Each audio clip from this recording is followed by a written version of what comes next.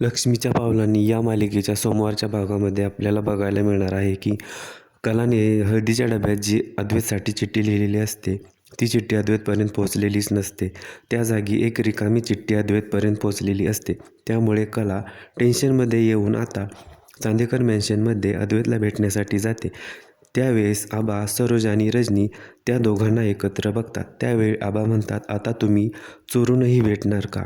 उद्या तर तू कायमची या घरात लग्न होऊन येणार आहेस की.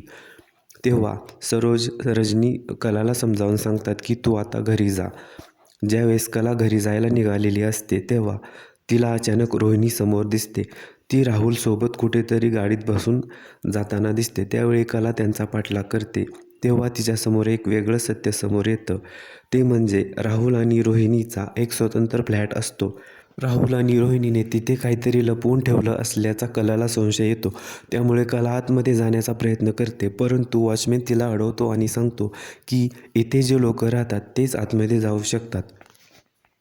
अशाच नवनवीन मालिकेच्या अपडेटसाठी आमच्या चॅनलला आत्ता सबस्क्राईब करून ठेवा.